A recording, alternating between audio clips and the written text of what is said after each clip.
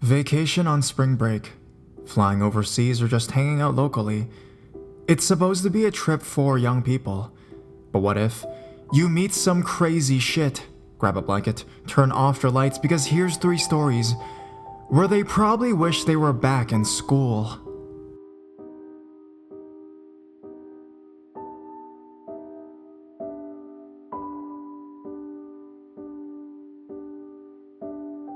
Pineapple Stalker Express. This takes place in March 2011. I was 19 at the time. Also, I'm a female. During my spring break as a sophomore in college, I had the pleasure of traveling around Europe with my friend and her roommates, who were all studying abroad in Florence, Italy that semester. From Florence, we went to Paris, Paris to Amsterdam, Amsterdam to London, hit up Dublin for St. Patrick's Day, then returned to London. I decided to spend one of my days in London hanging out with my friend Mark. Mark lives in London, whereas I live in the States, so this was a perfect opportunity to catch up. My friend and her roommates were all going to do some touristy things that I'd already done before on a previous trip. The majority of my day with Mark consisted of people watching in Trafalgar Square, scouring Chinatown for chicken balls, and then people watching again in Leicester Square. Around 4 p.m. we hit the Barclay ATM on Charing Cross Road and basically just walked across town. At around 7:30, Mark had to head back home. That was totally fine since I had to regroup with my friends at 8:30 at the Burger King. Mark was about to head underground to catch his train, but we both got sidetracked by a couple arguing. Well, it was mostly a man blasting a woman, but it was like watching a train wreck. You knew you should probably look away, but you knew you just couldn't. One of the things that made it so crazy to me was that they were arguing in a very crowded area, and people were watching. The man didn't seem to care, but the woman did. She was passively trying to get him off her back, until a gentleman nearby approached with a police officer, and the argument was done. That was that. Mark and I hugged goodbye, and parted ways. I realized at that time I needed more cash from the ATM. I checked my watch, 8 p.m.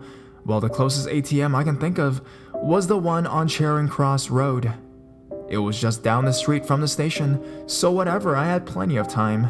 I got to the ATM, do my business, stand in front of the ATM to sort my wallet back together. "Excuse me?" I turned around, surprised to see a shorter Indian man. He had glasses, was wearing a gray hoodie, striped shirt, sweatpants, and had a gray plastic bag with him. He was also carrying a backpack. "Oh, sorry." I moved out the way so he could use the ATM. I continued to sort through my wallet, but I could feel him staring at me. "Excuse me?" he said again. Might be important to note that he had a slight Indian accent, but his speech sounded like he had an American twang rather than a British one. I assumed he needed directions or something. "Yes?" "I saw you here at this ATM with your friend earlier, and I thought you were very beautiful. Would you like some fruit?" He opened up his plastic bag, in which there was an open container of pineapple, no lid. It was as if he just walked up to me and waved red flags in my face. At first my thinking was, "Aw, how sweet." Then I realized what he said. He said he saw me there with my friend earlier. Earlier, as in 4 hours earlier. I'm sure I could stretch out some perfectly reasonable scenarios that would explain why he had seen me at the ATM 4 hours ago, and then returned here now, for the specific purpose of talking to me, I guess. He wasn't using the ATM when I got here, and he wasn't using it now. As for that sketchy bag of pineapples, the container seemed full, and it was one of those plastic containers that you could buy the pineapple chunks in at the store. But the lid was missing. Why was the lid missing? You could probably argue that he tossed the lid so he can eat them while he was walking around, but the container was literally full. It all just seemed really weird. "No thanks," I said, putting my wallet in my purse. Yes, as I said, I saw you here earlier and I thought you were very beautiful. Maybe we can be friends? Can I have your phone number? Well, I don't really have a phone. I don't live in this country. What's that? He pointed to my British pay-as-you-go phone in my pocket. Fuck. Oh, well, this is my pay-as-you-go phone. Give me your number. He took his phone out, ready to type. I really don't know the number. Give me a second. I went through my address book and found the phone number of an old acquaintance. I knew it to be out of service, so I had no problem giving him the number. Now, I thought he would just add the number to his phone and be like, text me sometime, but he wasn't adding my number to his contacts. He was dialing it, and of course, when he dialed, it was clear that the number was out of service. This is not your number. He glared at me. It is. I guess I ran out of minutes. I guess I'll have to add more. Nice to meet you, okay? He opened the plastic bag and thrust it out at me again. Why don't you just have some fruit? For some reason, it was only then that it dawned on me that I was in a very public place. There was no need for me to just sit here and talk my way out of being kidnapped or drugged or whatever. Either this guy really was just some creepy asshole who wanted to try to woo me or whatever, and was very misguided as to how to go about this, or he was the world's dumbest kidnapper. Either way, the ball was really in my court. I turned around and started walking to the Burger King. He followed me. Please, wait, I just want to be friends. I ignored him and prepared to make a left on Bear Street. Just have some fruit. Please try my fruit. Made a left on Bear Street and in front of Zoo. I took note of how crowded the street was. Unfortunately, though, I couldn't locate a police officer. I didn't know where to find one, really. But I remembered that couple earlier, and the idea came to my head to make a scene. I stopped and turned around to face the guy. Please, you're so beautiful. Why don't you just try the... Why are you like this? What? I made it very clear that I don't know you, and yet you are following me. Out of the corner of my eye, I could see several people stopping and watching. One couple was slowly inching their way over, looking pissed as hell. My fruity little friend seemed to notice what was going on as well. No, I didn't. He was closing up the plastic bag, trying to tie it shut now. You even admitted that you were following me around London all day. Stop following me. I don't know you. I spun around again and marched the rest of the way to the Burger King. I turned around at the doors to see if he was still following me, but he was nowhere to be found. That couple was standing about where I had been, talking with one another, pointing off in the opposite direction. I know my story isn't as dramatic as some of the other stories on here, but that guy was totally weird. Even to this day, I wonder what his true intentions were, and if those pineapples were drugged or something. He really wanted me to eat them. I was creeped out in the beginning, but once I kinda realized how much control I had over the situation, it was just more annoying than anything. But since he had seen me go to the ATM at 4 and waited 4 hours until I was alone, I'm getting the impression that his intentions were probably more on the devious side.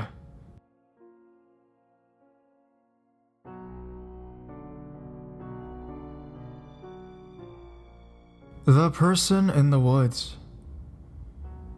It was March, during spring break. I was 16 at the time, and me and about 20 people went into the woods in Surrey County and got a cabin on this nice little retreat center. We planned on staying there for 4 days. For a bit more detail, the cabin was surrounded all sides by woods. To the west of the cabin are some hunting trails and a creepy abandoned trailer next to a small clearing with a single pine in the center. To the east, there was a large field. At the far end of the field, there was a slope leading down to a beach. When going down the slope to the right, there is a higher elevation, and to the right was a valley that can be accessed from the beach. Anyway, on the last night, a group of about 8 of us decided to go down to the beach and we'd sit around and sing songs while playing guitar. It was probably about 11 p.m. Everything was going fine, and then 3 of the guys decided to head back to the cabin and get some food. They were gone for only about 10 minutes before one of the guys got a call from his brother. His reaction to the call made it seem like something happened or someone was hurt. When he got off the phone, he said, "We have to leave right fucking now," in a very hushed and panicky voice. We all asked why, and he told us that while the others were walking back, they found a rabbit at the top of the trail with its head cut clean off. Not ripped off like an animal doing, but cut like someone took a knife to the rabbit. So we automatically thought they had to be fucking with us. We began walking back, brandishing the guitar and a metal pipe as weapons in case they were really fucking with us. About halfway up the hill, we hear rustling and twigs snapping to our right where the valley is. It sounded like someone was walking up the side of the very steep slope. We told them to knock it off if it was a joke, and it was not funny. The movement to the right stopped very suddenly. We kept going, and once we neared the top of the hill, I turned on my phone flashlight, and right on the ground in front of me lay a rabbit with its head clean cut off. We took off running, and heard something run out of the woods. We didn't stop running until we got to the cabin. When we got to the cabin, we found all the guys sitting inside. We locked up every door and all the frickin' windows. Me and 2 of the other guys stayed up all night to keep watch and make sure whatever it was didn't follow us to the cabin. We all fell asleep around 6:30 a.m. We woke up at 8 to someone flipping their shit about a decapitated rabbit head laying on the front porch in front of the door. I don't know what that thing was, but let's never meet.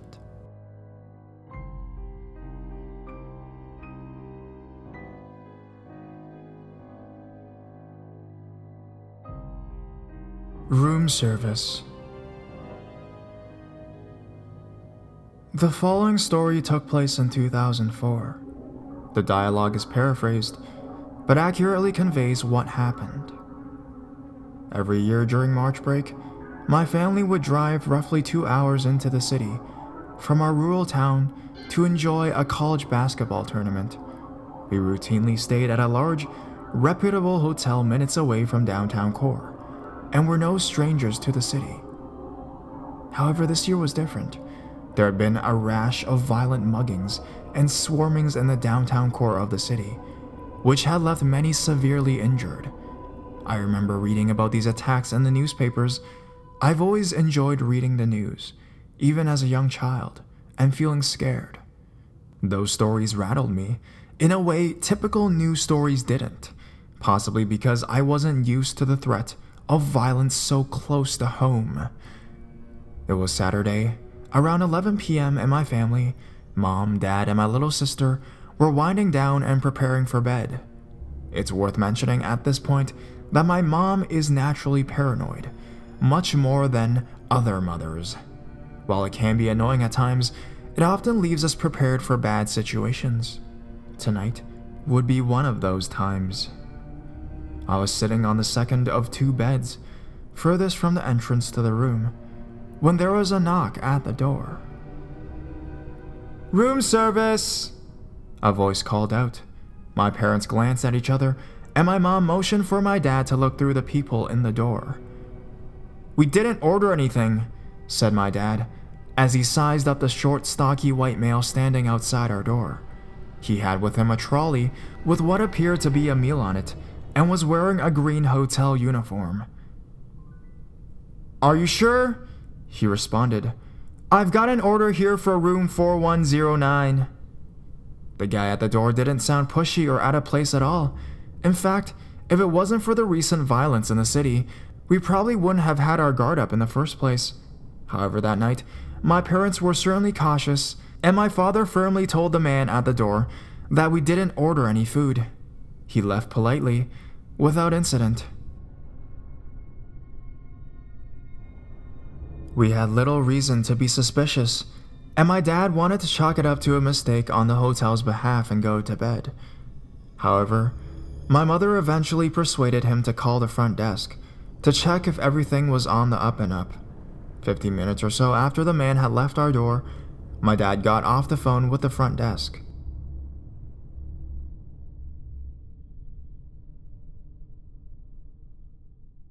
They have no record of us ordering food, and their room service staff wears white, not green, he said grimly.